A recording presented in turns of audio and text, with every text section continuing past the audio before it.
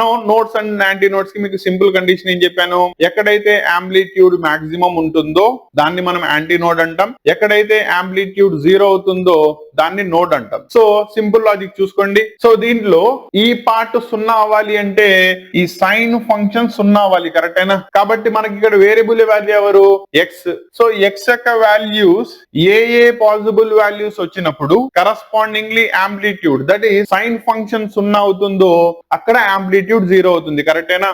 So first condition తీసుకోండి, X is equal to 0 పెట్టండి, 0 into anything 0, sign 0 value ఎంత 0, కాబట్టి యాంప్లిట్యూడ్ మీకు 0 అయిపోతుంది, కరెక్టేనా? రెండో కండిషన్ తీసుకున్నట్టయితే lambda by 2 that is X place లో మీకు ఇక్కడ లాంబ్డా బై 2 గనక ప్లేస్ చేశారనుకోండి, ఈ lambda cancel, 2 cancel, sine pi వస్తుంది, sine pi value is also 0, ఓకేనా? సో ఇలా మీకు 0 దగ్గర లాంబ్డా బై 2 దగ్గర దట్ ఈస్ 2 లాంబ్డా బై 2, నేను దీన్నే లాంబ్డా అని కూడా చెప్పొచ్చు, 3 లాంబ్డా బై 2, 4 లాంబ్డా బై 2 ని నేను 2 లాంబ్డా అని రాయొచ్చు. ఈ అన్నిటి దగ్గర కూడా మీకు యాంప్లిట్యూడ్ ఏఆర్ ఇస్ ఈక్వల్ ఎంత వచ్చింది, 0. కాబట్టి ఈ పొజిషన్ లో మీకు ఎవరు ఫామ్ అవుతారు, నోట్స్ యొక్క ఫార్మేషన్ జరుగుతుంది.